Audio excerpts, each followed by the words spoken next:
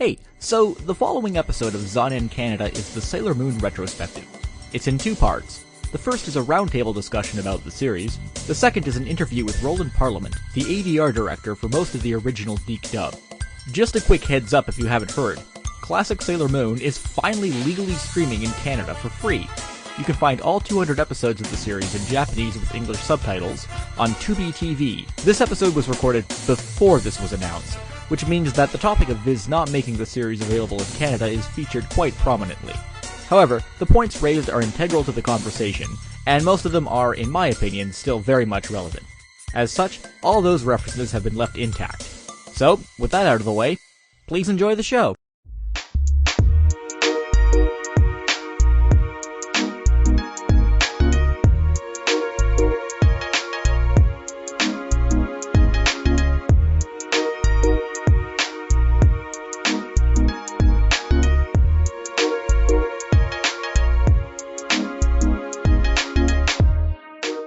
Hey, welcome to Zonin Canada. I'm your host, Jesse Betteridge. This is going to be the second in our series of retrospectives on anime that have had a unique cultural impact in Canada.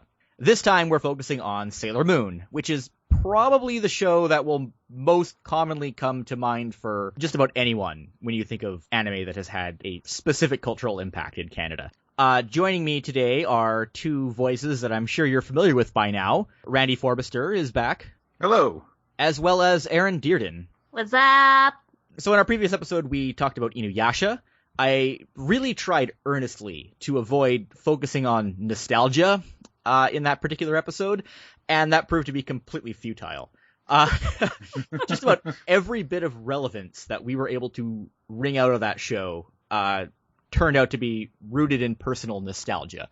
But it was, there was kind of a consensus about certain things that we remembered and why it was important to us. And I think that there's no question that that is also the case with most people when it comes to Sailor Moon. There's definitely a communal appreciation rooted in nostalgia that we all share, acknowledge, understand. I don't think there's any question that is there. What we're gonna kind of throw onto the table in this episode is the idea of whether or not that very specific kind of Canada or Canadian nostalgia for the show is still relevant, if it's still important, if it has an impact on where the franchise is now in the English-speaking world. But I guess we'll just start off with sort of our own personal relationships with the shows. So, Eryn, maybe we'll start with you. What has your personal relationship with Sailor Moon been like over the years? I mean, do you think is it typical for most people your age in Canada or with most modern anime fans? I mean, what do you have to say about that? I think it's probably fairly typical, but I would still characterize it as monumental. Mm-hmm. It's pretty much the reason I'm an anime fan. It's the reason I know what anime is. I, even at a young age, had a tendency to get extremely obsessed with something when I liked it. And Sailor Moon was no exception. I think I was interested from the very first commercial I saw for it on YTV back in the day. I was like, my sensors kind of perked up. I was like, this seems interesting. This seems different. What is this? Why are they sailors? So I tuned in, and I pretty much watched every episode that I could. I think even there was a point where I was like trying to fake sick every week so that I could go home in time to watch the episode if I couldn't tape it properly. Even as a kid, it's difficult to follow that kind of heavy serialization on a daily basis. Right. And It's not as if it was always so heavily serialized. Yeah, exactly. There were episodic periods too, but clearly there were also story periods. And I think I was extremely frustrated the one time where I think my best friend at the time had been able to see the, oh my god, spoilers for a 10, 20-year-old show, the episode where Serena turns into Princess Serenity for the first time. And I was so jealous, and I think I probably kicked him or something for seeing it before me. So yes, I think it led me to anime specifically because the internet was also sort of a nascent thing at the time, and we were kind of an early adopter, I guess I would say, because my mom was in publishing and she got access to the internet and computers on through her work in that way. So I found a lot of Sailor Moon information sort of through the early internet in those days, and sort of learned about the fact that it wasn't originally in English, it was a Japanese property. I learned about the fact that Japan had animation other than this. And I think around this time, my mom also bought me a copy of is it the Complete Anime Guide, I believe it is? It was the book that Trish Ledoux wrote back in the day. And that was, I pored over that thing, over the little like pixelated gray images of all these titles that I'd never heard of before, just wondering what they all were, and it kind of led me to branch out from there. And when a few years later, obviously, Sailor Moon sort of hit in multiple phases at least on television. We had like the original 65 episode run from 95, and then a few years later there was the rest of R, which I'll get into a little more in a bit. And then a few years later we had the dubs for S and Supers, which I've always kind of figured was geared more towards an American audience, because this was after the show had started running on Toonami and finally sort of caught on in a widespread way in the United States. I'm kind of curious, when like four and a half years later, when those episodes finally went up on YTV, I mean, where were you with the franchise then? Was the TV airing still relevant to you, or had you just sort of moved on to the higher level of anime fandom? I definitely had moved on by that point. I feel like I skipped over the last bit of R, because I don't remember seeing many episodes of it. And I saw a little bit of the Cloverway dub, but I don't think it was on at a very convenient time for me. For whatever reason, I'm not sure. I didn't see it very much. I think I was much more focused on trying to get into the Japanese side of things. I remember a lot more like going through the process of getting fan subs and whatnot. I managed to meet with VKLL, who was one of the original Sailor Moon fan subbers that everyone used, and he happened to live in Calgary, so I went over to his house, like teenage girl going over to an older man's house. So that doesn't sound sketchy at all. To pick up a whole bunch of VHS tapes. And that's how I saw Sailor Moon Stars before I saw the majority of any of the other seasons. Well, Stars I just read about the other seasons for the most part. Stars was always the big deal in the fan sub community. But yeah, it's weird because like everybody, I think the US fandom in particular is a lot more put off by the Cloverway period than I think a lot of Canadian fans are. Maybe because they felt kind of like they missed out on the first period. Whereas by the time the Cloverway stuff hit, I was already deep into the Sailor Moon fandom, and I knew about all this stuff, and I didn't really. It wasn't new information other than the fact that all the names had changed and they had done the Cousins thing.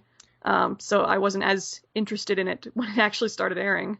Yeah, the persistence of Uranus and Neptune being cousins, like that whole complaint seems to be better remembered than any other aspect of the Cloverway dub, for sure. Mm-hmm.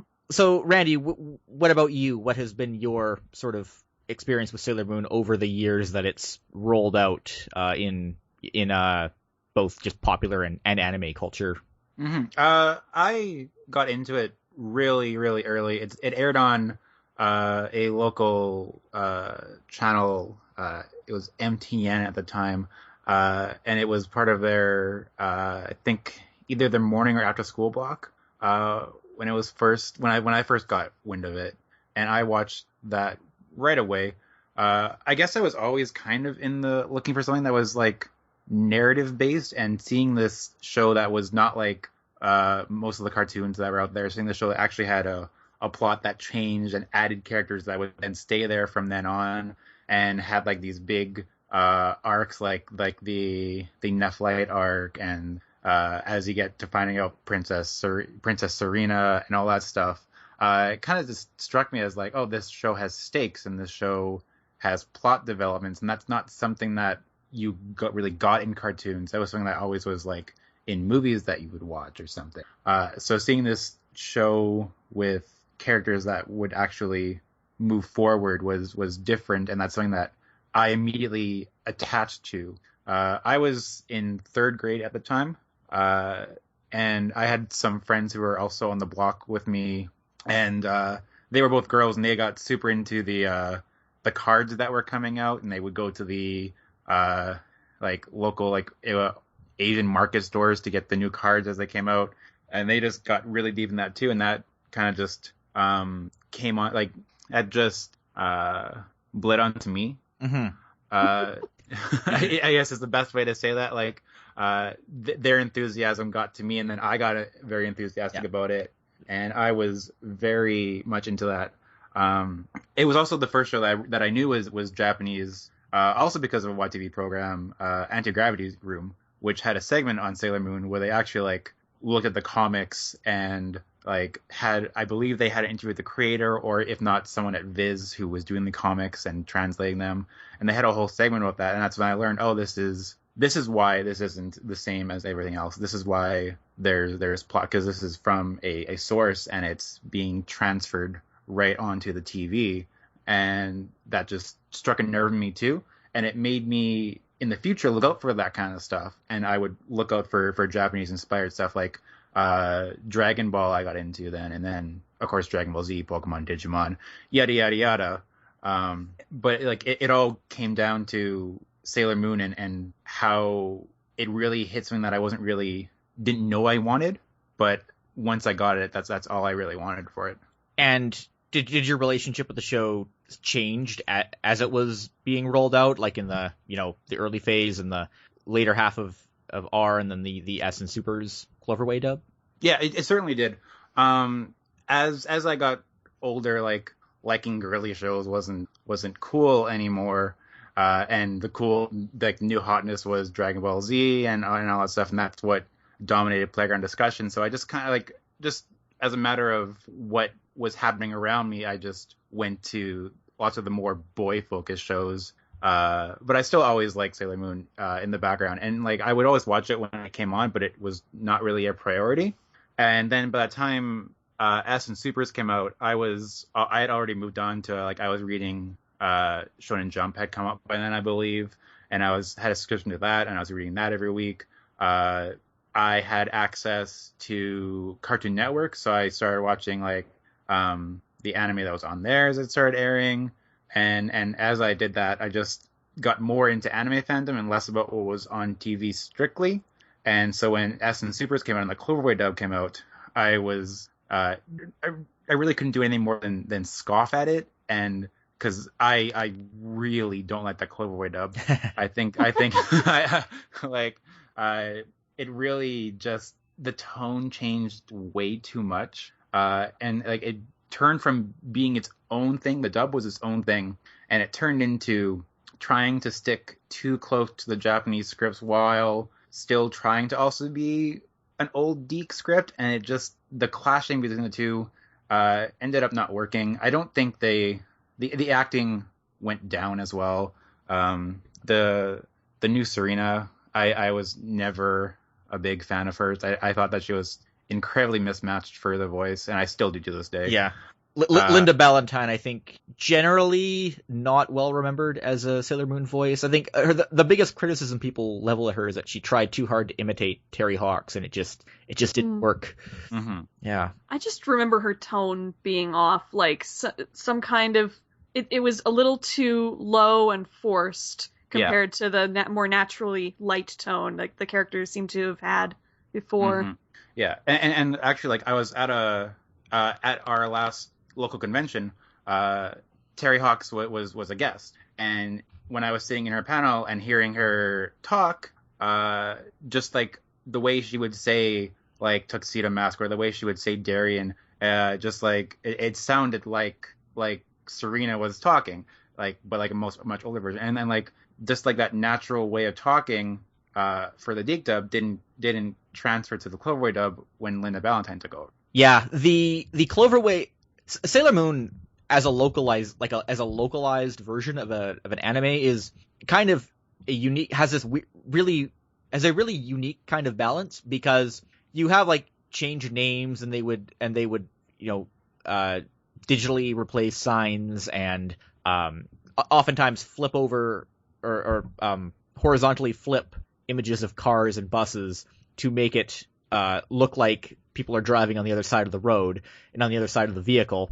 to make it look more Western. But at the same time, they would never downplay the fact that the show was set in Japan, and they would always explicitly mention that it's in Tokyo. And it's interesting when you how somehow that balance still managed to work in the older Deke episodes, and yet things were just a little bit off in those Cloverway episodes. With the attempt on one hand trying to make it sort of authentic and accurate to the original, but on the other hand, still trying to squeeze out some localization and usually picking some very questionable ways to do it. Yeah, I kind of feel like the original Sailor Moon dub and shows that came out around that time was probably kind of the last period where you could sincerely make a dub like that wasn't explicitly targeted at 5-year-olds.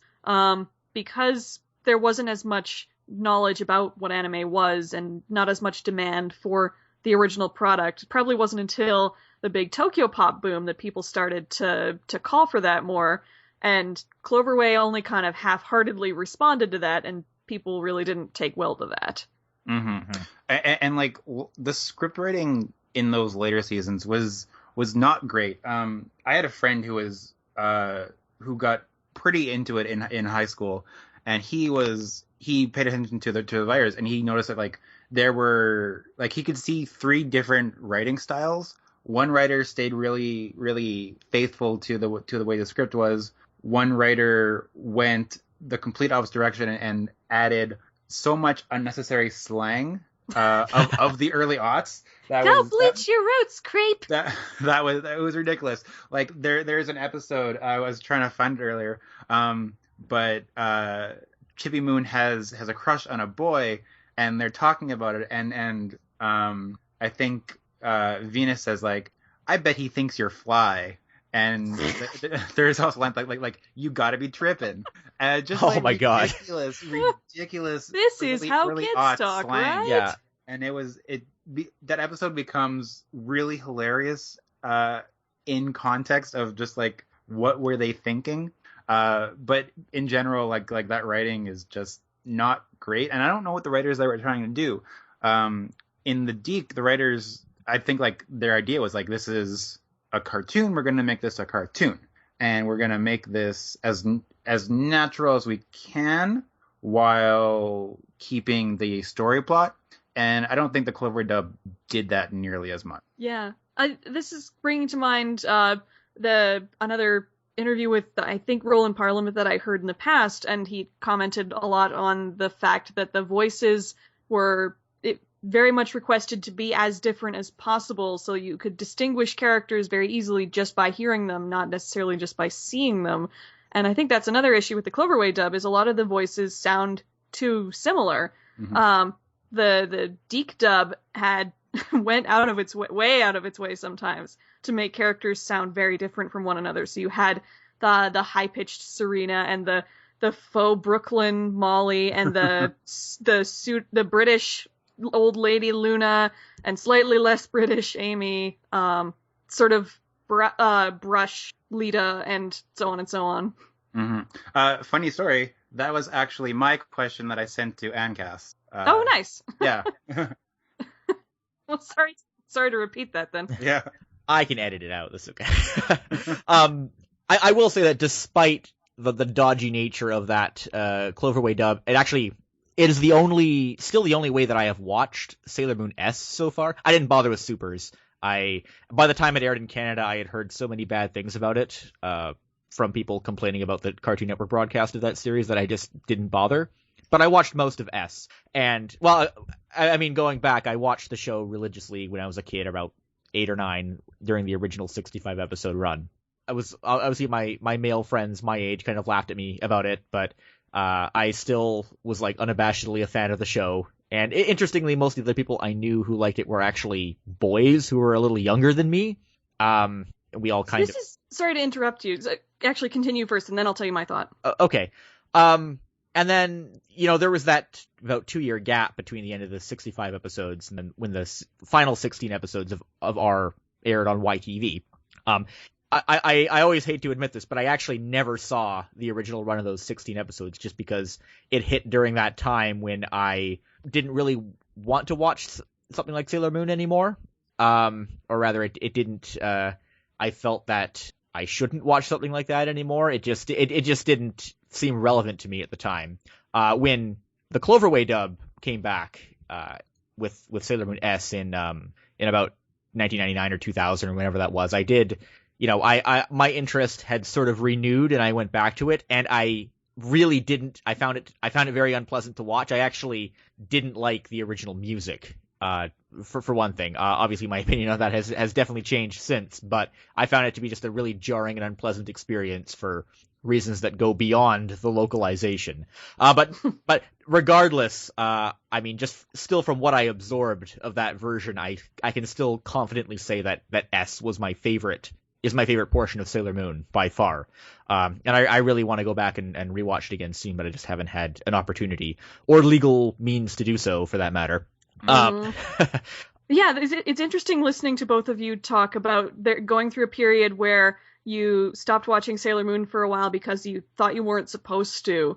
And I think I also went through a period like that. There was a period where I thought, oh, I'm older now, I shouldn't like cartoons that I liked when I was younger, so I stopped and pretended that I was over Sailor Moon for a while. And I think that's probably part of why I missed most of that 16 episode finishing up of R. More specifically, it's interesting to hear that you guys felt pressure specifically because you were boys watching the show, because that best friend that I mentioned earlier, who had seen the Princess Serenity scene, he eventually just randomly stopped talking to me one day and started hanging out more with his male friends and just never talked about Sailor Moon ever again. So I have to wonder if he kind of went through a similar thing. It's kind of interesting. It wasn't so much an active rejection for me. It just sort of fell off my radar of immediate interest for, I guess it was more subtle social pressure, I'd probably say. But yeah, absolutely. Yeah, no, I wouldn't say like someone probably like threatened anybody with harm if you kept watching the show. But there is like a sort of like unspoken sort of peer pressure kind of thing. Like, I want to be like what I think I should be, so I'll not do this. And yeah, definitely. Yeah.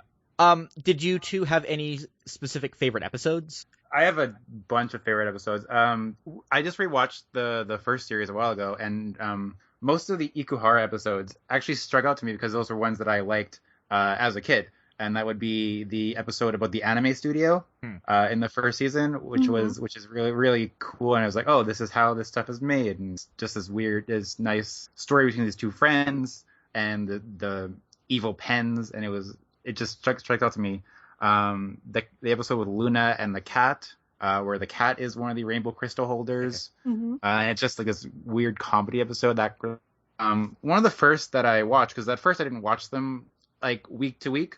One of the first that really caught my eye was it was after Venus was introduced. There's an episode, I think the dub title is Bad Hair Day, where they go to a hair salon and they mistake Mina for being Serena because of the hair color, and so they start attacking her. And it was just, I thought that was just really weird, and it just fun memories, because that's like one of the first ones I really actively took part in watching. And that's from like the first season. There's lots from the other ones that I can't even think about, but those ones really strike out to me right now. I would have to agree about the Ikuhara episodes. I haven't gone back and checked exactly which ones he's all done yet, but watching through the recent DVD release and watching the Nightmare in Dreamland episode reminded me how much I liked it when I was younger. And watching the original version, I definitely got the Ikuhara vibe before I even looked it up. And sure enough, looking at the credits afterward is like, I freaking knew it. It has a lot of his sort of surreal, sort of fairy tale-esque hallmarks. But as for other episodes, I always liked, there was an episode after the Princess Serenity reveal where Serena feels she has to be more princess-like, and so she finds out about a princess seminar. And I thought that was a lot of great wacky fun in that episode, and I just really liked the idea that you could go to school to be a princess. Yeah, that's a great episode. Yeah. As far as emotional episodes go, I cried so hard. The episode where Nephlite died. Yep. Especially because that sort of thing never happened on Kids TV before, really. What really surprises me to this day about the episode where Nephlite dies, and that's one of my favorites as well, was that it was basically completely uncensored. And it's kind of funny because it kind of reflects this era where digital editing didn't really exist the way that it would a few years ago. And I was just thinking the other day that if this English adaptation had been produced by Deke even just like a year or two later, or if they had access to the digital editing technology that Funimation would have just been getting at the time, that scene probably would have been edited to hell and back. Oh, yeah. But, I mean, they just kind of let it stand as was because they're... And it probably helped that I think he bled green, so it was okay. Yeah. That's probably the only reason they were able to get away with it. And they kind of had to, because there was really no working around it at all. No. And it still kind of harkens back to that Robotech era where, you know, where syndication standards were a little ambiguous, and certain things could be worked around and slipped in ways that you wouldn't expect in a children's cartoon. And that basically vanished as soon as, you know, shows like the original Dragon Ball ushered in digital editing, which wasn't really a thing before that. Speaking of editing, like, I really like Day of Destiny, even though it's 2 episodes crammed into one. I think that it works, and like, even though they say like that as the other scouts die, they say like, oh, they were taken to the Negaverse. Like, but I don't know any kid who didn't talk about that as if they died, because they, like, it's obvious that that's what happened. It's like, even like their editing efforts didn't really make it through.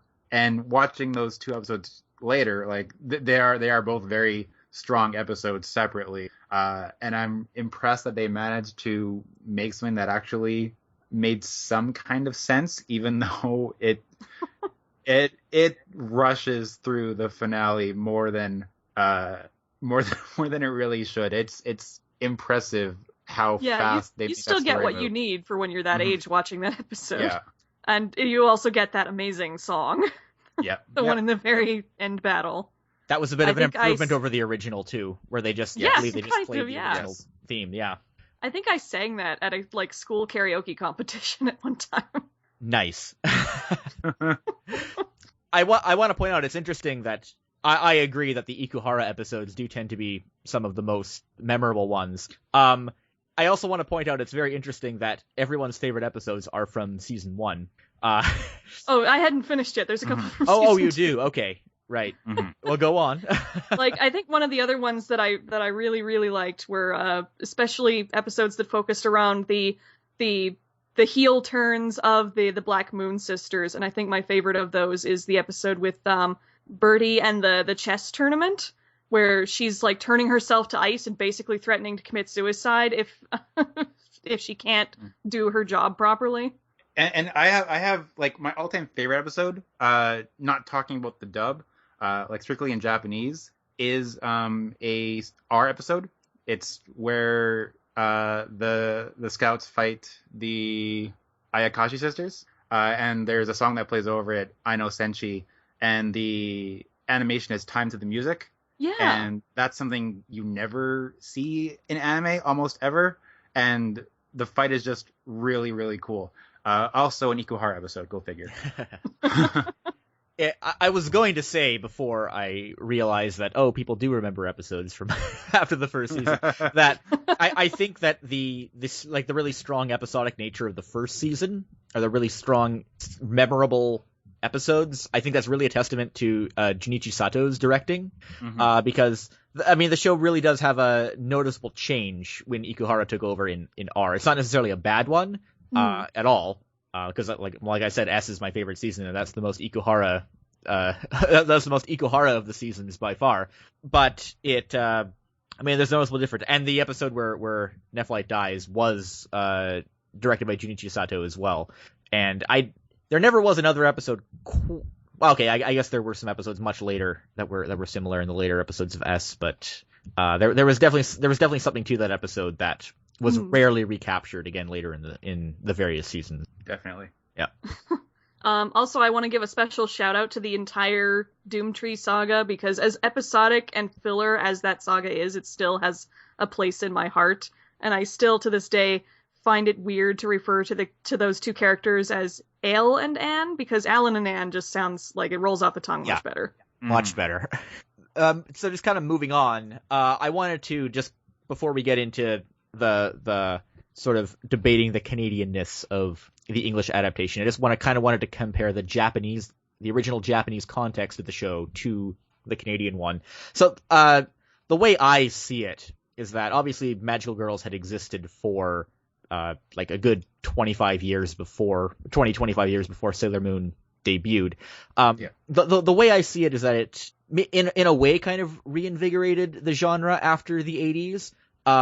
But it was also the way that it approached Magical Girls by like infusing Sentai elements into it, where you have a team of girls who are color-coded and have different powers and stuff. Really made it stand out from the shows that preceded it, because it was one of the first examples of a Magical Girl show in which the characters seemed more empowered rather than infantilized in the way that they use magic. And that, I think that says a lot, because Magical Girl as a genre had basically been co-opted by otaku almost from the beginning. Even before otaku was a phrase, it had been co-opted by adult men as early as the late 70s.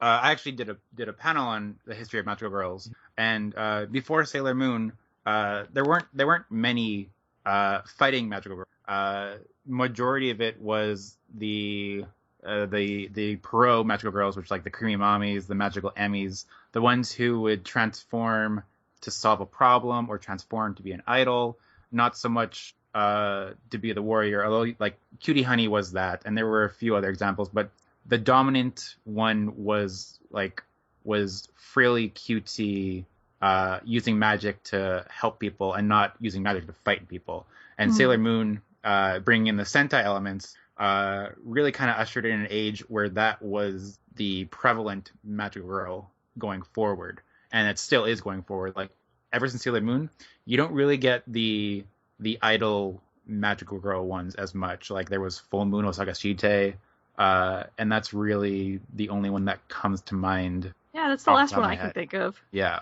So Sailor Moon really changed the entire genre of Magical Girls into warriors instead of pop idols or something like that.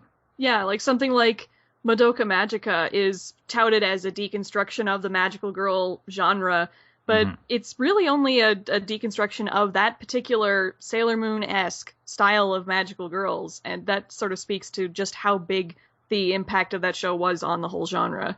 Yeah. And of course, Cute High Earth Defense Club Love, which is a parody of Magical Girls, is really specifically a parody of Sailor Moon. Actually, I would argue, well, there's Sailor Moon in there for sure, but I would kind of argue it's more about Precure, because that's the more popular franchise at the moment. And having watched a lot of Precure, I can tell you there's some specific references. Speaking of Precure, as we mentioned on the show before, how the Precure dub did air on YTV, and it was always interesting to see YTV air that, because they were airing it in the same time slot that Sailor Moon originally aired. Yes, they were afternoons at 3:30 p.m. I think it was actually during the summer, which may be the unfortunate part. And obviously it didn't catch on, which... Yeah, I don't think I ever saw an episode of that on TV. Oh, I watched at least the first 12 religiously, just because I wanted to support that going on.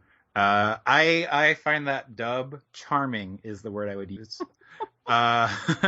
It's the Calgary Blue Water studio who did the dub, and they're not my favorite studio, but sometimes they have some heart. And I think I ended up watching the entire Pretty Cure dub as my primary way of watching that first series, and I found it endearing, if not very flawed. But I did really like that YTV took the chance and actually put that on TV, even though it didn't have the impact they wanted it to. Well, the fact that even at that point, sort of the magic of Sailor Moon could not be replicated that way shows that, even at that point in the mid 2000s, the viewing habits of children had changed dramatically from the mid 90s. And they have also changed dramatically now, which is why something like Sailor Moon or even Inuyasha, as we discussed in the last episode, you probably can't directly replicate Yeah. The way that those shows. Although now the impact might be felt in a different way because we have a couple of new magical girl shows on Netflix now. Among others, we have another Pretty Cure incarnation in the form of Glitter Force, and we also have the anime inspired Lolly Rock, which I hear is not half bad. And I think a lot of young kids are going to be watching those shows now, and I'm interested to see what the impact of those shows will be over time. I have to say, I find it weird that people are like, we're gushing so much over Glitter Force, because I just find it's not a good show. Oh no, it's not. But like, at least in my like Twitter bubble, it seemed like people were just gushing over. Oh, it's kind of nice to have these Saban hack job localizations back. And I don't know, the idea of being nostalgic for that doesn't sit right with me. But I would be one of those people who really like felt the nostalgia, because I did feel like the Glitter Force kind of brought back the appropriate amount of cheesiness that a show like Pretty Cure kind of deserves. I thought it was a pretty good localization personally. I thought that the way they handled it was probably the best way to market it to an American audience would be. But apparently it didn't do so hot, and Toei is now marketing Pretty Cure again as Pretty Cure, and I don't even know if Saban's gonna be able to release the rest of that's kind of disappointing that it's not But doing I actually really enjoyed it. Yeah. I don't know if it's not doing well or if it's doing so well that Toei decided to do their own properties, which seems to be the case for most of Toei's stuff, which would be why we don't have Dragon Ball Super yet. I just remember looking at the comments of Glitter Force, and like 2/3 of them at least were upset Pretty Cure fans, or at least people pretending to be Pretty Cure fans. So I don't know. It's hard to judge how people were reacting in that sense.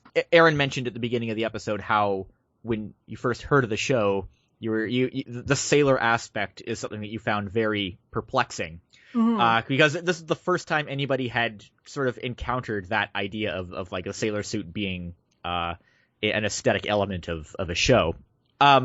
So just in terms of what the show was when it arrived on the air in 95, I mean, obviously we know that one of the main reasons it was able to hit in Canada because it was aired weekday afternoons after school, regular time slot. Obviously kids were watching it, and it was much harder for kids in the United States to do the same because it was airing so sporadically. So we know that consistency in presentation was a vital factor. But, I mean, what else do you think really made a show like this stick the way that it did in this sort of awkward pre-Pokemon period? I'm not sure exactly what it was, but I think at least a factor would probably be just the form factor of YTV with the PJ segments in between shows where you could have people like Phil and whatnot talking up the show that you had just watched or that you were about to watch, and have people writing in and sending in pictures and letters about the shows that they liked, and of course Sailor Moon was one of them. So you kind of felt like that you had this shared experience watching the show week to week. You knew you weren't the only one who was really into this thing. Yeah, I would say the same thing. YTV's format really did a lot to push it. Like I think there's two factors. One, Sailor Moon became popular just on its own merits, and two, the zone and the similar elements. Being Canadian, they could, and based in Toronto, they could have the actresses come onto the show and talk about the show and have those segments there that also push the show to an audience. And the zone built a community around their programming, and so people who would watch, like if there was like Power Rangers, would also see ads for Sailor Moon and be like, oh, Sailor Moon is like Power Rangers, I'll watch Sailor Moon as well. And that whole community aspect of that block really helped to push the popularity of all its shows, really. I think it also helped that Sailor Moon had a much more successful merchandising push here than they did in the States. Yes. Yeah. that is actually the miraculous thing about Sailor Moon, I find. Like they had the dolls, they had a whole whack of spin-off products, they had that CD that everyone I knew who liked Sailor Moon had, a whole bunch of stuff. And of course I wanted all of the dolls. Yeah, and that's really the big thing about Sailor Moon, is that it's an incredibly rare example of a show where of a show that we hear all the time of shows that, you know, get better ratings in Canada than they do in the States, but it makes no difference to the success of a franchise or something because viewer numbers are not everything. It's all about merchandise. Sailor Moon is like one of the only cases where the merchandise, which was being handled by Eryn, was a massive success in Canada, but not in the States. And that's, well, you hear stories about, like, Save Our Sailors and people buying Pop-Tarts and stuff, but I mean, what really got those last 16 episodes made, the last 16 episodes localized for Sailor Moon R was the success of the merchandise in Canada specifically. And I find it really unfortunate that, you know, the three of us and probably many other people kind of glossed over that period of the end bit of Sailor Moon R, because in many ways that block of episodes is so significant. It's such a rare success story for the anime industry actually working and succeeding in Canada at such an early stage, because I mean they were produced in Canada for the English localization was produced in Canada almost explicitly for Canadians, and it was because the merchandise sold here, because the market elements were successful. And, you know, it's just so cool that happened, and it's so unfortunate that we really haven't seen anything else happen like that, and also that isn't or we're not really seeing that reflected in the current situation with Sailor Moon. Mm-hmm. Yeah. Mm-hmm. Definitely. I think that's because at this point the anime industry has so homogenized itself that we either get everything on as like a package deal with the United States, or the industry just assumes that the United States is the priority and forgets or doesn't pay attention to us. Mm-hmm. Yeah. Well, that said, so I mean, we know that the original Sailor Moon localization was very much a Canadian thing, to varying degrees of its production. But now that Sailor Moon has sort of become reestablished thanks to Viz, has Sailor Moon as an English language phenomenon, do you guys think it has lost its Canadianness? Do you feel that its specific relevance in Canada has been maybe erased or forgotten at this point? Or is the legacy still significant? I guess that's the big question. Is all of that still significant now that, you know, we've kind of hit the restart button in terms of the show's English language character? I kind of do, actually. I wouldn't have said so at the time of it being licensed. Mm-hmm. At the time it was licensed, I thought, oh, this is great. This is the resurgence that it needs. It's going to be everywhere again. And just the focus, Viz's focus on the Hulu and the American market, and really not touching Canada until the Blu-ray releases come out, really did a number on enthusiasm here. I saw a big push when it came out, and because it came out at the same time as the Figgy Arts line was coming out, and those were massive among all my friends. Like, lots of them have at least 3 of the new set. I have them all because that's what I do.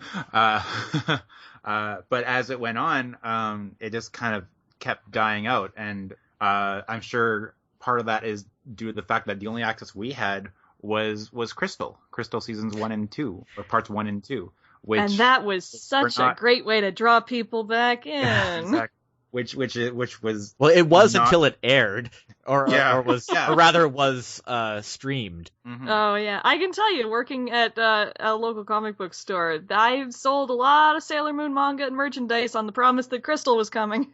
Like, thankfully, Crystal season 3 is great, and hopefully it's going to continue being great from now on. But those first 2 seasons being the only thing that we had, like, those first 2 seasons killed enthusiasm throughout. But being the only thing that Canadians had, it really killed enthusiasm for Sailor Moon almost entirely, because we only got the Blu-ray releases here, and not a lot of people buy Blu-rays anymore. Mm-hmm. If we would have had a streaming, if Sailor Moon classing on like Crunchyroll or Netflix or like anything like that, I don't think I would take Crave at this point.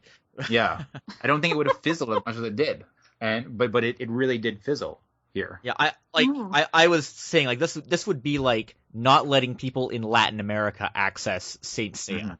It's kind of like an equivalent to that. That's a really good comparison to make, I think. Mm-hmm.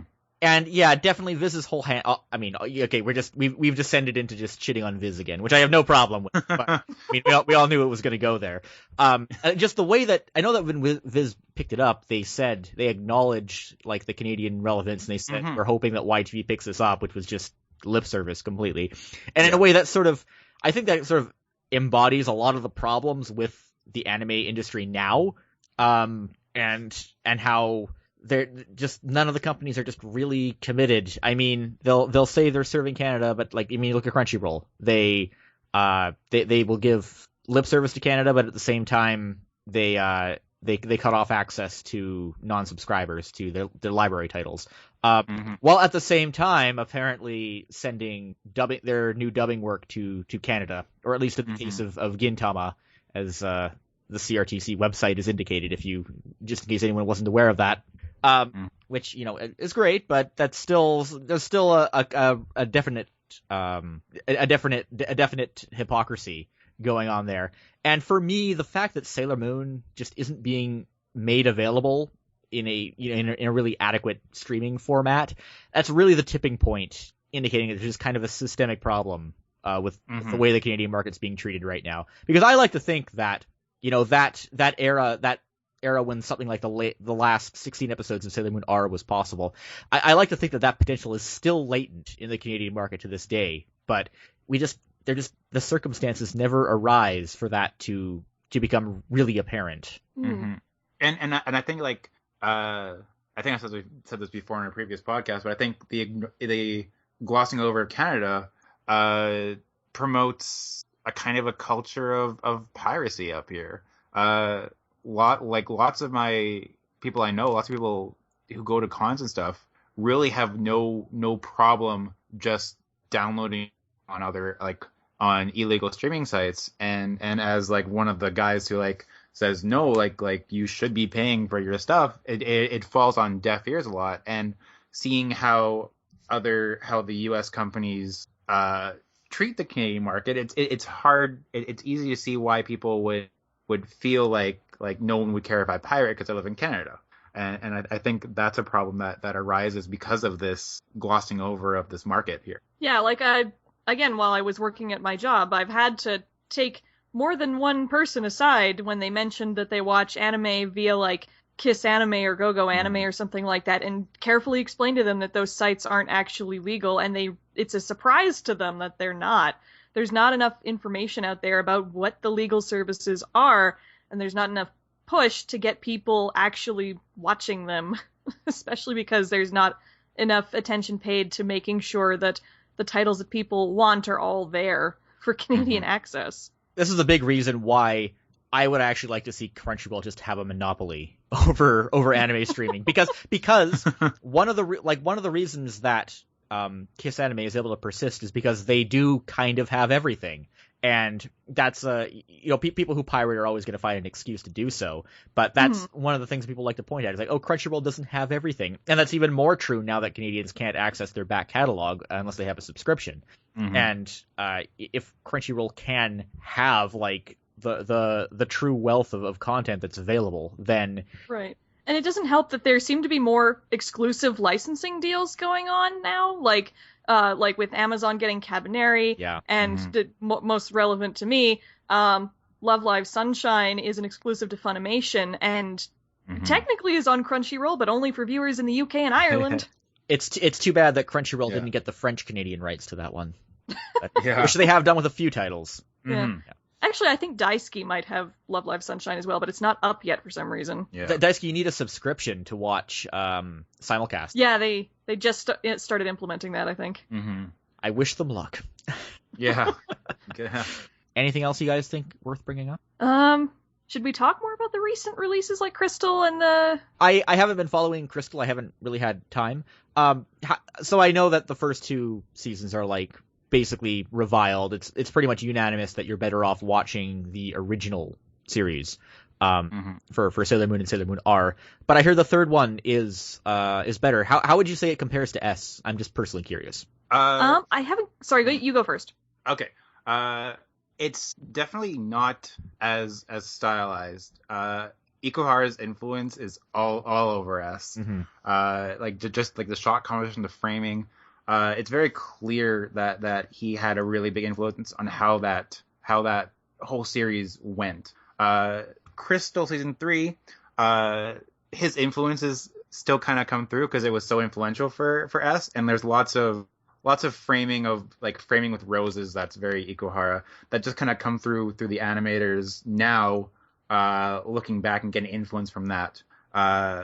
Crystal season 3 makes the story much more truncated, much more to the point, and I think that it works really well, especially compared to the manga works in a manga format, but not beyond that.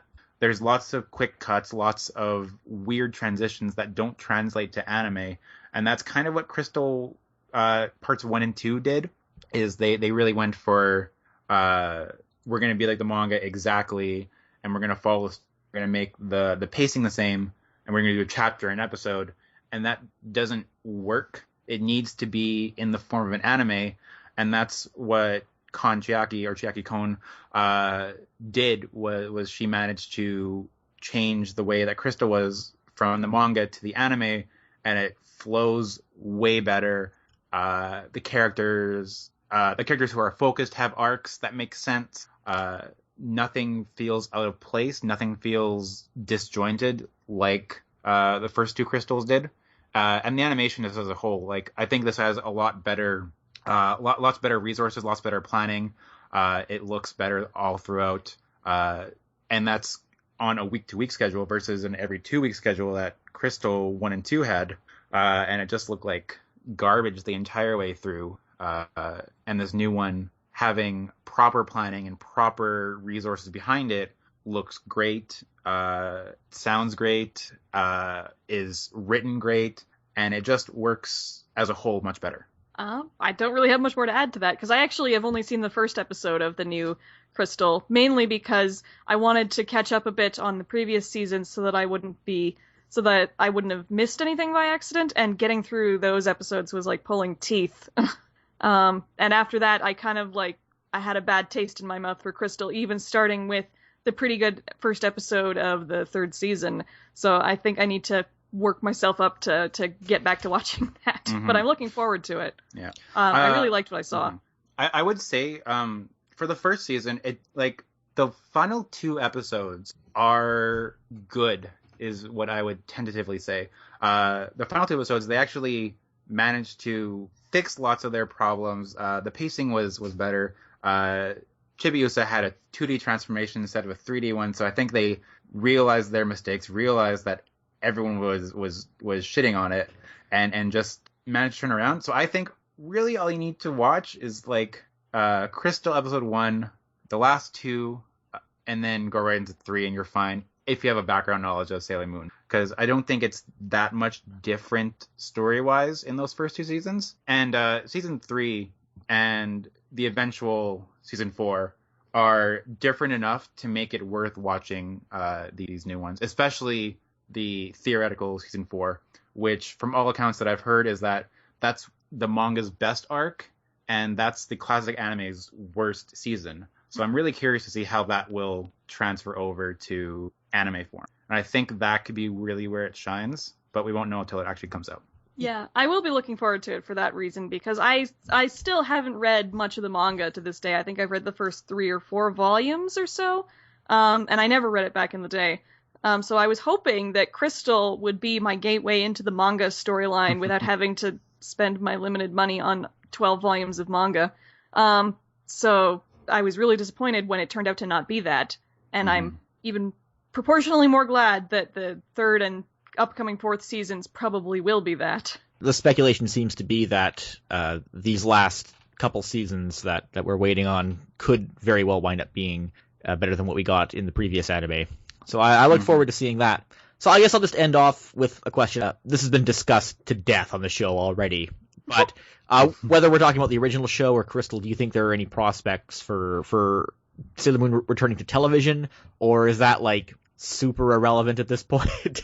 Incredibly so, I think. Mm-hmm. I think there's not a chance. I think the best that we can hope for is like maybe Toei is going to be a little tighter on it and put it on Netflix maybe with themselves. Yeah, or like, I don't know, maybe Cartoon Network, since I think they aired the show at some point during its revival, so maybe they could theoretically get that license again. Mm-hmm. But who knows? I don't know. I think Sailor Moon's the show that would really thrive on like a Canadian Netflix. Like, Definitely.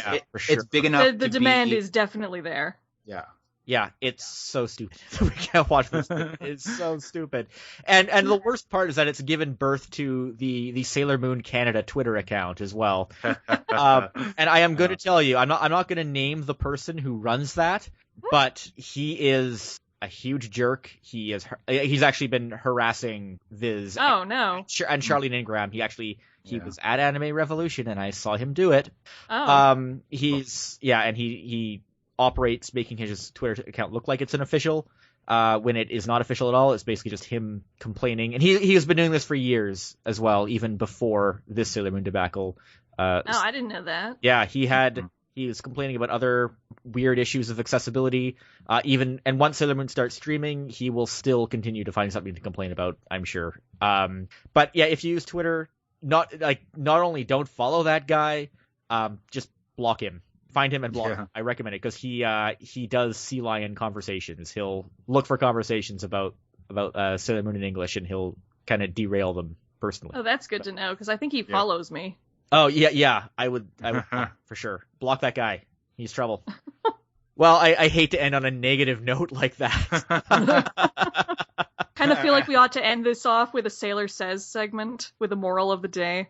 No, I'm not going to do that. I don't think anybody knows what the moral of this all is. I mean, those Sailor Says segments got so increasingly cynical as they went on, especially considering that they still did them in the last 16 episodes of R for some reason, but they were all rehashed ones from previous episodes. And it's just like, why are you even doing this? It's like you're just screwing with us at this point. I think I saw someone repost one recently about like getting out of an abusive relationship, and I was like, whoa. Yeah. I don't remember that one. Yeah. Hey, this is the second part of our Sailor Moon retrospective.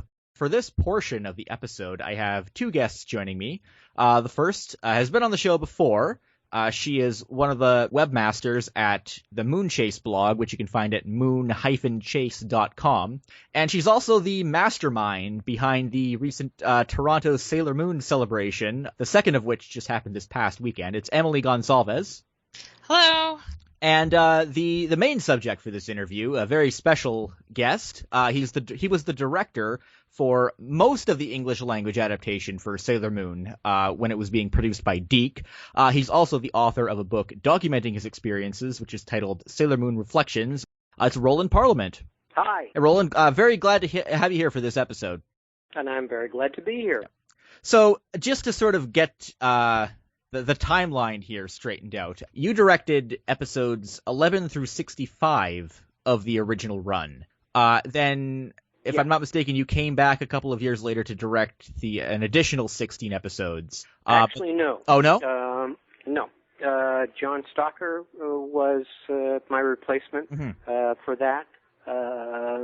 Although I did return to perform my character, Melvin Butler. Yes, you were Melvin, even regardless of who was directing any portion of the show. You were Melvin for the entire run of the original dub. Yes, I was. Yeah. To this day, there are a lot of debates that go on online over who people prefer.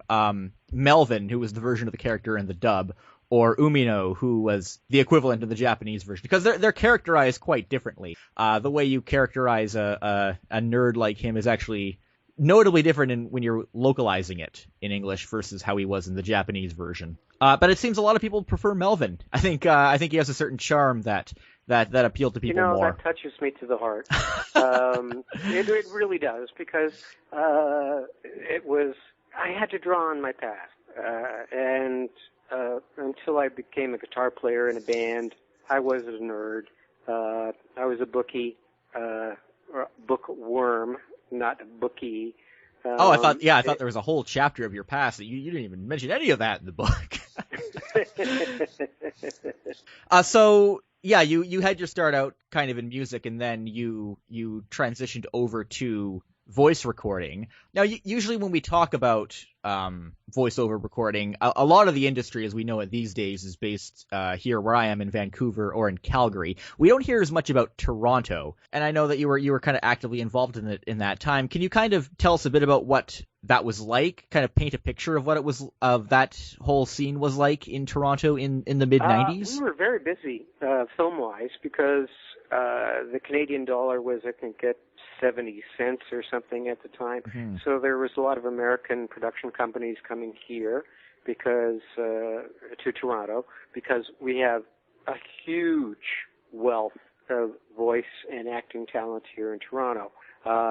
So the scene was very busy. In fact, it was kind of annoying at times because so many streets were shut off for film shoots with their multiple huge vans and trucks there and cameras and crew and actors and so on. But it was a very wealthy time for Toronto at the time. And how does that compare to now and of that industry? I'm not sure how long you've been away from that. Well, again, the Canadian dollar keeps fluctuating, so it's still well below the American dollar. And, not living in Toronto at the moment, I'm now living in Welland, Ontario, small town. It still seems to be pretty busy. And I think from what I read online and what I know from industry sources that, it's a good scene in Toronto. It's also a very good scene in Vancouver. Yeah, things are they're certainly starting to pick up again a lot with the dollar reaching its recent low. So you started as the director of the English language version for Sailor Moon around episode 11, and I understand it was Tracy Moore who did the first 10. Yes. Yeah. What kind of happened with that whole thing? How did you fall into the role of director? That's kind of an interesting story. Sailor Moon was my first animation experience, and I had recorded 10 episodes as my character Melvin. And I was recording late one evening, and I could see that there was some very heated discussion going on between Tracy Moore and producer Nicole Teo, which, because I was separated by the glass, I didn't understand what was going on. But it just so happened that Tracy had also been contracted to do an on-stage performance at Huron County Theater, and that conflicted with her engagement as both Sailor Moon, as director as Sailor Moon, and she had to honor that one contract for Huron County Playhouse. So she had said, look, I can come back on the dark days, which is Sunday and Monday, to direct this, and Nicole just went ballistic and said, no way, the show is way behind schedule, so you're out. Then the next day I got a call from my agent saying, do you think you want to direct this? And I said, are you kidding? Of course. So I took over the director's chair, and then along came Terry Hawks to replace Tracy Moore as Sailor Moon. And again, and I've said this many times in my book and in other interviews, I can't say enough good about Terry Hawks. She is brilliant, and I think she was the best Sailor Moon. Tracy Moore actually overheard a comment between Joe Frappier and Nicole that Tracy's version of Sailor Moon was frenetic, little over the top. Not much subtlety there, but that's what Terry Hawks brought to the role, was subtlety, and she's just a great person, period. I understand the production was pretty grueling. You were really down to the wire on a lot of the episodes. I understand that you were they were being done a lot of time just less than a week before the Canadian broadcast. Yeah, at one point we were exactly 1 week ahead of the broadcast schedule, and that's when we really poured it on. And the work days were very long. We started at 9 o'clock in the morning. We'd finish at one the next morning and then get up and do it again almost every day, including weekends, with very little time off. But we, again, as I mentioned in the book and as I've mentioned in other interviews, we use a system called the Rhythmo Band, which was really fast. It involved a big white screen about 20 feet wide by feet high with a black line at the left end of the screen. It was synced to the picture and the sound, and if you recited every syllable as it passed over that black line. So the production of the English language version itself was a little. Obviously it was divided. There were some things that were being done at Deke's end, and the real grindy stuff was being done at your end with the voice recording. Now I understand most of the localization changes and video edits. All that stuff was decided at Deke's end. But did you ever have to do script changes or last minute rewrites or any kind of frantic changes for that kind of thing at your end or localization calls? They're really minimal. Terry, for instance, had a problem with the word lady. She thought that was sexist. And there were, a few changes, for instance, when Tuxedo Mask was rapping his cane against, I think it was Netflite, and Toby Proctor, who played Tuxedo Mask at the time, wasn't making any sounds. And I said, well, we need some sounds in here, Tobe. So I suggested woof, woof, woof, woof each time he struck the thing. But really, we stuck pretty close to the scripts that were supplied by Deke. So you were obviously really bogged down during the production of the show, but you still started to get some feedback streaming in, from what I understand. When did you get a sense that the show was sort of becoming a hit with viewers in Canada? Probably about the second week it was aired. Oh, wow. I personally didn't receive any emails or information or anything, but I started to notice that it was aired on YTV at the time, that viewership there was way up for this particular show, and that there was just a buzz around the studio that, hey guys, I think we got something. Let's work even harder. And we did, because we realized, of course, at the time we had no idea about the longevity of its popularity, but we did know that, man, this is a very watched show. And it also, none of the cast beforehand had really any concept of anime. So it came as a complete shock to us about the popularity it had. So then I started exploring the internet and looking at things regarding the show and realized, holy moly, we got something here. On the other end, did you ever hear anything, during the production process, did you ever hear anything from Deke about how they felt the property was performing, at least from their perspective? Nah. Deke was a real hands-off organization. They were in it for the money, period. They really didn't care too much about, how the show was put together or anything. And I understand they went out of... you know what, the ironic thing is that, I know in the book you talked about how insistent that Deke was, or how, that the show was being produced for an American audience and they didn't really care about the Canadianness of any of it.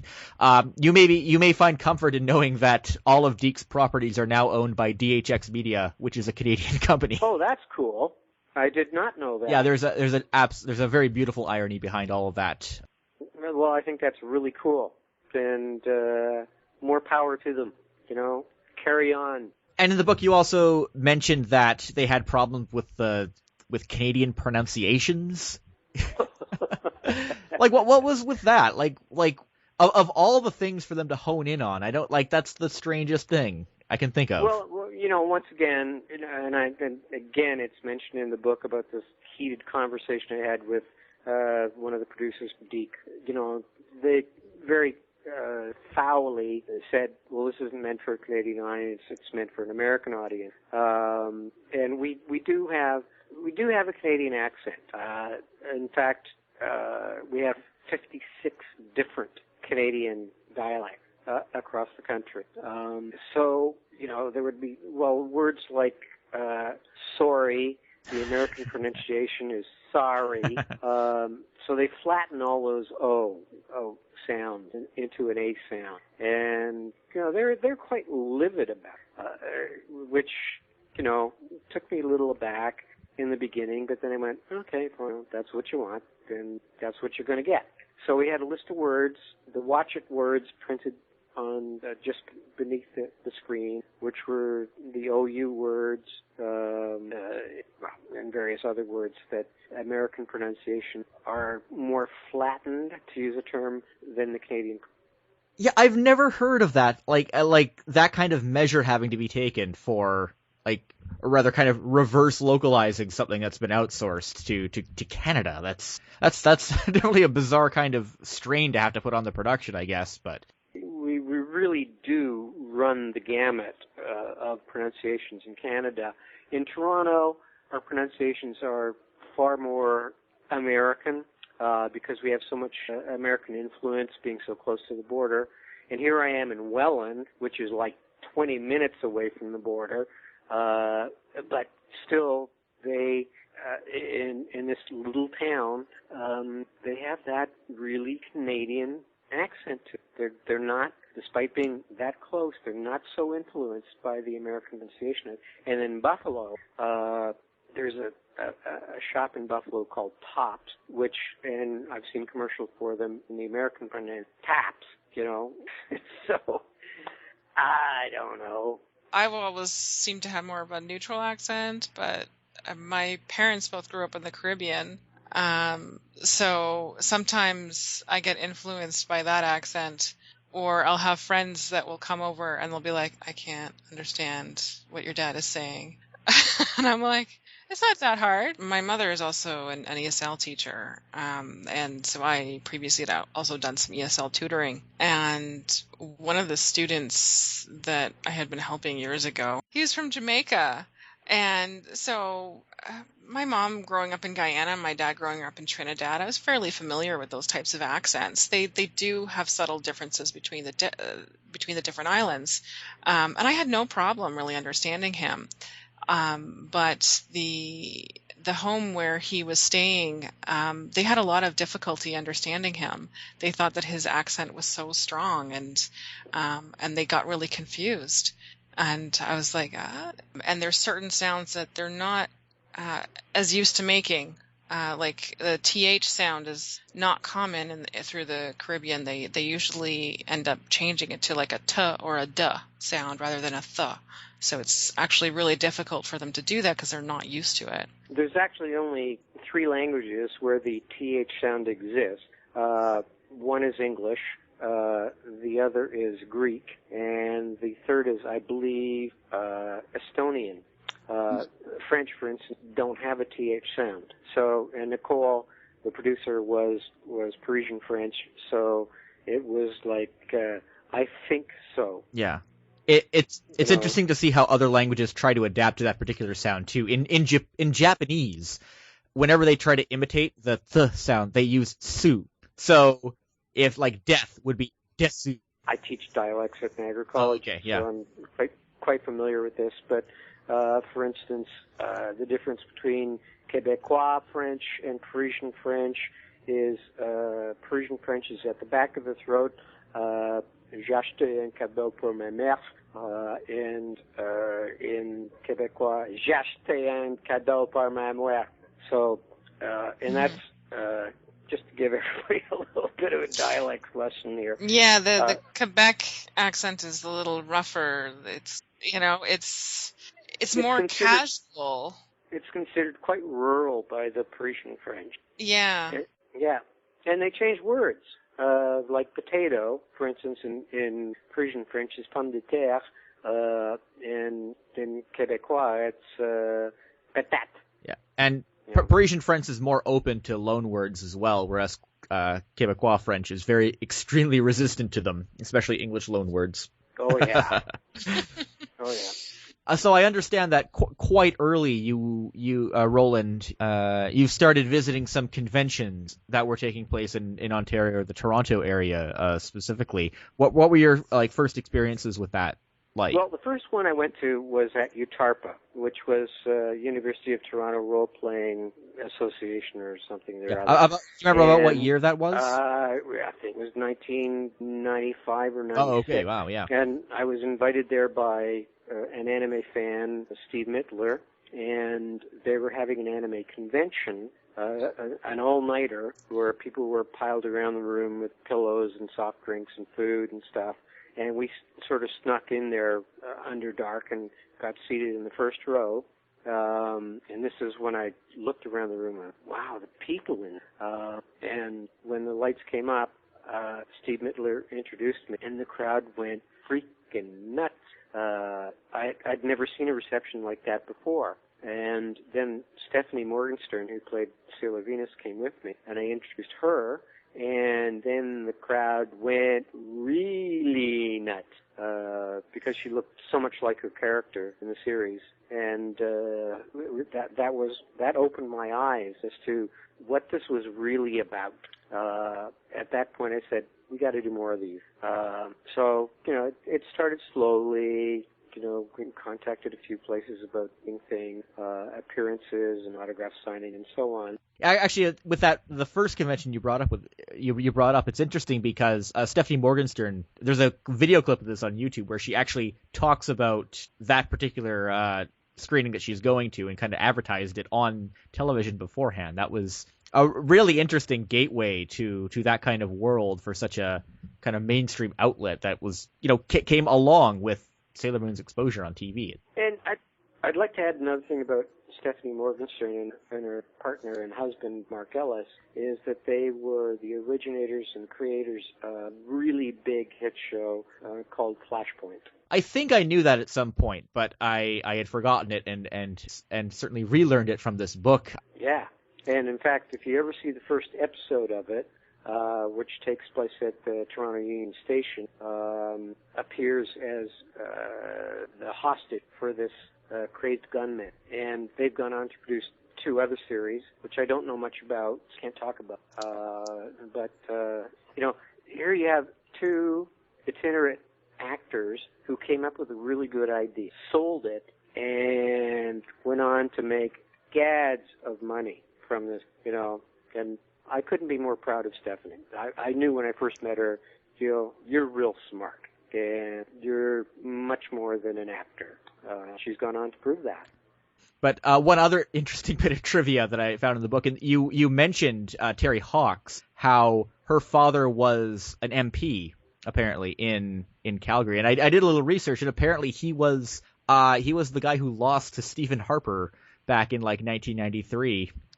In the old Calgary West riding, which I just thought was that's a very interesting piece of Canadiana trivia right there. I didn't know that, but that doesn't surprise me because the Hawk family are quite astonishing. Her brother is a litigator, and also you might have read in the book that Terry Hawks and Tracy Moore did work a lot together. Mm-hmm. In theater in Calgary.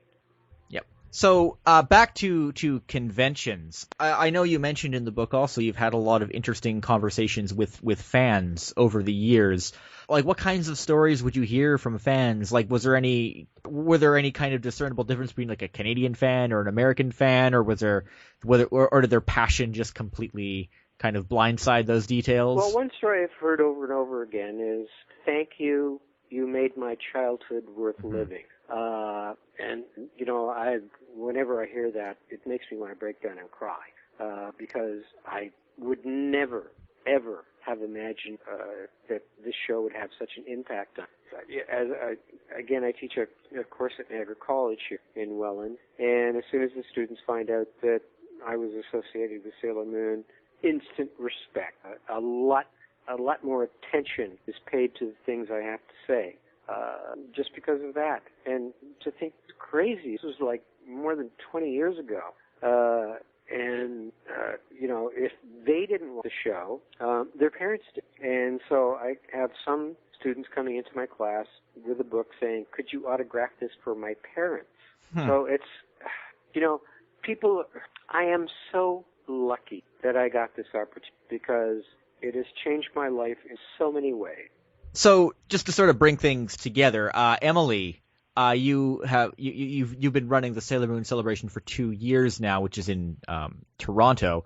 From your I don't know how long exactly you've been going to the different cons around there, but how have you found from as far back as you can remember what kind of role that the sort of local Sailor Moon community in that area has shaped the various conventions that have popped up in the Toronto area over the years? When I first got into Sailor Moon, it was sort of underground. It was something that I made certain friends with, but other people were less like, oh, that's a kid's show. I don't really want to get into that. Then as I started to get into things like doing panels, that's where I really started to see more specifically the Sailor Moon fandom. And then I got involved with Moonchase and writing about Sailor Moon and following, mostly I was following the English cast and where were they now and what kinds of things were they involved in and where could people see the other work that they were doing and where could they meet them in person and all this kind of stuff.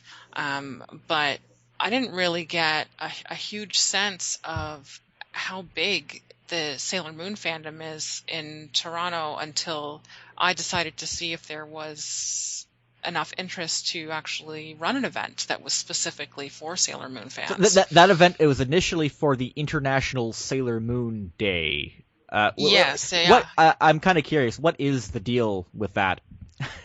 So International Sailor Moon Day was created by a lady in New York, and her name is Lisa, and she had, I think in 2014, she had run something that was just in New York, and it sounded like it was a little bit more of an online thing. And then in 2015, she decided that she wanted to kind of reach out to other people and say, hey, let's all do a Sailor Moon event on the same day. Mostly she was telling people to try to do something a little bit more casual, more like a meetup, just because that would be easier to run. And I came across that someone was interested in running something in Toronto, and her name was Abby, and I reached out to her and I said, hey, would you like some help? I'm affiliated with Moonchase. I've been doing a lot of Sailor Moon stuff for a long time. I'm interested in being involved. And she was open to it, and we talked for a little while, and then eventually she decided that she would investigate the possibility of doing a picnic at a Toronto park. And I said that I was going to look into discount tickets at an attraction. And then I contacted the Ontario Science Centre. And almost immediately they said, yeah, for sure. Bring people here. We'd love to have them. And so I secured this discount code, and then Abby decided to also get a permit to have a picnic at the Center Island last year. There were two kind of events that splintered off from this. The other one, interestingly, there was a Vice article written about it. It was called "I Went to an International Sailor Moon Day event and I'm scared for the future," and it basically just dwells on how big of a flop it was and how only like a handful of people showed up. Because I understand you need to take a ferry to get to that specific place. But yeah, that's part of the problem with Center Island and trying to run things there. And they're actually also really restrictive. They don't really let you put up signs and decorations and other things. But on the flip side, your event, which I think happened about a month later, you managed to get lots of guests. Like Roland, I believe, was one guest there last year, and some of the voice actors, and it seemed to have been much more successful, and it seems to be a bigger deal than most of the other international Sailor Moon events, which are mostly just meetups. Yeah. So what I got from it was that I actually ended up once I had gotten this discount code, I was encouraged by another convention organizer to kind of test the waters and see if people were interested in a Sailor Moon convention. And so I said, okay, I had started really, more planning it as a convention style event in the July, and we didn't have enough funds built up to be able to afford everything for the August date, so I ended up delaying it. And most people were supportive and understanding. A few people were upset, and I understand that. It's disappointing to have it delayed like that, but I had two choices, either delay the event or cancel it. And I decided to delay because I wanted to put on a good show and see if this was something that would resonate with people. And so that gave me more time to plan. So all in all, I basically had a couple of months or so to plan it. And it was basically every spare moment I had, I was working on something for it. And I was contacting as many voice actors as I knew as possible who were local and seeing if they were interested in coming. And we had Roland there, and we had Susan Roman, and we had Tony Daniels, and we had Ron Rubin and Jill Frappier. And we tried to have a variety of things going. It was a small crowd, but I was very lucky in that, the head count that we ended up having, including our attendees, guests, sellers, and my staff and volunteers, ended up being 180 people, and I broke even. And that's almost unheard of with a new convention to break especially even. one that is specifically focused on one series. And on that note, Roland, just to sort of pull you back in. So I know you were at the event last year. I know you've been to a few conventions over the years. How did you find the experience of going to one that was all specifically focused on just Sailor Moon? Well, I'd like to say that Emily is a very smart woman, very creative, and hey, she ain't bad looking either. And I think, probably the most successful one we had was a couple of years ago in Toronto, and we had almost the whole cast, the lead cast there, which included Ron Rubin, Terry Hawk, Susan Roman, Miss Griffin, myself, Jill Frappier, and that was a knockout, and that was really well organized. They had a great MC for that whole thing, and we were introduced individually. I had a bunch of my students from Niagara College bust in from Niagara. That was just, and there's a video of that, but that was spectacular. But Emily's conventions have always been really well organized, really well conducted, just a piece of art. And my hat's off to Emily for all the very dedicated and hard work that she did. I was at a recent one in Niagara Falls in March, I think it was, the Geek Convention or something like that. It wasn't really well attended, but the people that were there were just like, really? You're the guy? And I sold a couple of books at there. And interestingly, the organizer was one of my ex-students from Niagara College, Sarah Tellier, who organized this whole thing. And she also did a recording, and she's done a podcast of that interview. Toby Proctor was also there. But, any time I get the chance, excuse me, to go to these things, it's always a rush, because the people you meet know more about you than you know about them a whole lot. Well, you know nothing about them, but they know a whole lot about you, and they can cite you episodes word by word. It's how can you not be happy when you go in front of a bunch of think you're a great guy, which none of my ex-wives do. Just on the note of interacting with fans, you mentioned one interesting thing near the end of your book. I wasn't really clear on why this was, but the implication seemed to be that when production of Sailor Moon resumed a few years after the initial 65 episodes, you were not asked to return as director. And the implication seemed to be that that had something to do with your activity in conventions. I'm just kind of curious what kind of the story was behind that, or what you were sort of alluding to. Well, we had, shortly after the wrap of Sailor Moon, we had lunch at Jill Frappier's house with Nicole, myself, a couple other people, and Jill's husband had videotaped our con in Ottawa there, and Jill showed this to Nicole, thinking that she would be really thrilled to see that we were doing all this stuff to promote the show.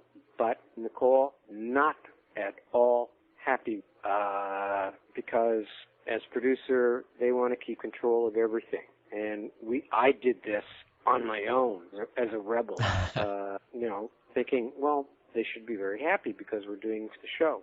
That was not the case. Shortly thereafter, I had left Nicole. She said, you're not going to be directing further. She said, I have other shows that I can direct, which she did, but that was it. And that's when they brought in John Stocker to direct the rest of his experience. Wasn't all that good either, from what I understand there, So that was kind of it. You're out and John's in. That's kind of amazing, because that's like the complete opposite of how just about any company would handle fandom in the modern environment. I don't know their reasoning behind it. I think it's, I don't know, is it ego, having the necessity to be in control of all things connected with the series? Deke never had anything to say about that. It was Nicole. Oh. Yeah, that's really strange and ironic, given that in Toronto, at least, the importance of Sailor Moon has escalated to a point where it can sustain its own event, at least for a couple of years in a row, and that you would lose the job that particular job over doing the very thing that all these companies thrive off of today. I mean, like Comic-Cons and fan expos. I mean, they're basically vehicles for promotion these days, more so than allowing creators to get in touch with fans, at least in my opinion. Well, that was then, and this is now. I don't think anybody at the time in the 1990s understood the importance of these things. All they did understand was, I control this, you don't do anything independently, you clear things through me. And it was, quite frankly, a stupid move on Nicole's part, because if they had gotten behind this whole thing, it could be even bigger than it has been and is to this day. But hey, that's the way to go. Well, we do know that's similar to the argument made by that other guy from Deke who wrote a Sailor Moon book, but maybe we won't get into that guy. I've heard about this book, and apparently he was on the executive committee or something connected to do with Deke, and published his books, and it was another one of those behind-the-scene things. Have you read the book? Oh, no, I have not read that one. I have read stuff that guy has written, and based on what I have read that he's posted on websites that let him write things for some reason, I don't have no interest in reading that book at all. He did actually have like a couple of sample chapters on his YouTube channel that you could go and listen to. So he narrates it on his YouTube channel. Yeah, he narrates it on his YouTube channel, and it sounds pretty much as what you would expect. It reads like an essay, and it's just kind of like Sailor Moon is the best thing ever, and we all need to recognize that Sailor Moon is the best thing ever, and that it influenced other things, and blah, blah, blah. And it's like, but we already all know that. What's the new information? He keeps making these bizarre arguments, like Sailor Moon could have been as big as Spider-Man, which is, I'm not even getting into what kind of... what things he's overlooking with an argument like that. There were also things that he claimed were influenced by Sailor Moon that actually were not, because the timing is not at all correct for that to have been true. And like you can't go and say, like StarCraft was influenced by Sailor Moon because no, I'm sorry, but the Queen of Blades is very much nothing like anything in Sailor Moon. Yeah. I mean, there was that one Yamato reference in StarCraft, but yeah, I cannot believe that the Mary Sue gave that guy a platform. But anyway, so Roland, I did have just kind of relating to something you brought up in the last answer. I know you did still reprise the role of Melvin, even in those episodes you did not direct. Did you have anything to say about working under John Stalker in that sort of time period? Or I think I know Melvin had a much smaller role in those episodes, so I don't know how much time you would have spent involved in that. Well, there was an interesting thing that occurred during my first session with John as director.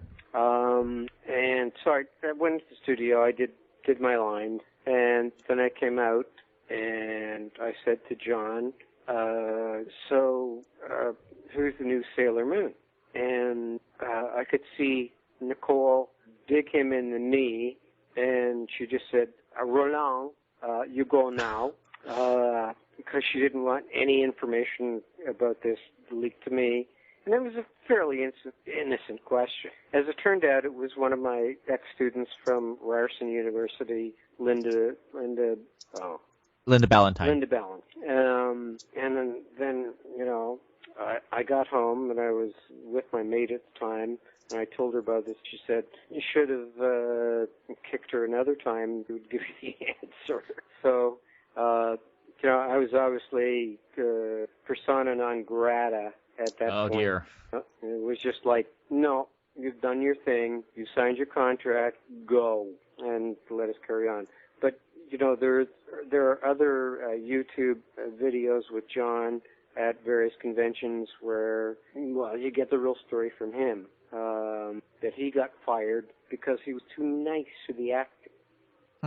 Well, I think you could weave quite a few interesting stories from all the different perspectives going on behind the scenes there. Before we finish, Roland, would you like to talk about some of your other projects you're working on? Sure. I'm in the midst of writing 2 additional books. One is called Jake Pope. It's sci-fi. It has to do with the struggle between the good universe and the bad universe. One of the people from the bad universe crosses to the good universe and creates havoc. Then the third book I'm working is called Creativity, and it's about the corruption of colleges and universities, which I've got a lot of knowledge about. Well, as someone who's just completing graduate school, I can confirm that it's all basically a giant pyramid scheme. Yeah. Well, the problem is that all these joints are run by bean counters. They don't give a shit about the students. All they want is their money. Like our program, the acting program at Niagara College creates $800,000, of which $500,000 goes in fund. We get $300,000 to finance our program, and it needs more. But, they're the tall foreheads, and we're just out there doing the teaching. Yeah, there's definitely an irony behind it all. Oh, yeah. So to finish off, Emily, just this past weekend was your second Sailor Moon celebration. How did it go overall? It was great. I got a lot of positive feedback. Our attendance actually increased a significant amount. We more than tripled last year's numbers. So I'm very pleased with that. We dealt with a lot of things very efficiently and smoothly, and things that we weren't able to really fix the best way possible. We did what we could, and I'm very proud of my team, and I'm very proud of how everything turned out. And I look forward to putting on an even bigger and better event next year. As someone who lives in Vancouver, I don't say this very often, but a Sailor Moon convention, at least outside of Asia, if that were to happen in any city, it has to be Toronto to have a major event like that. Yeah, I think, right now, with the old cast, especially, Toronto is an ideal place for it to happen. With the new cast, I think there's a possibility for it in LA, but that remains to be seen. I mean, that raises the question, like actually what we talked about in the other half of the podcast. I mean, has Sailor Moon kind of lost its Canadianness, or is that trait still kind of important to it, the English localization at least? Well, I think when it comes to the original dubbing, that still resonates a lot with Canadian fans and especially Torontonian fans. So we see a significant amount of interest here. Well, I think that's about everything for this episode. So thank you both so much for coming on. It was a great conversation. Thank you. Well, thank you. It's been a great pleasure to be here and talk about this and, reveal maybe some of the behind-the-scenes stuff. I don't know. Yeah, that's great. Thanks a lot. My pleasure. Here I'm standing in the night. Well, I hope you enjoyed this episode of Zon in Canada. Big thanks to everyone who came on the show this time around. Also a shout out to Brittany Chisholm, who wasn't able to make it due to a scheduling conflict. The theme song is by Ultraclystron. You can purchase it as part of his album Packet Flood at ultraclystron.com. You can reach me through Twitter at ZonInCanada or email zonincanada@gmail.com. Please subscribe to the show on iTunes or on your podcast app of choice. As always, please recommend the show to anyone you think might be interested. See you again. Can't go wrong.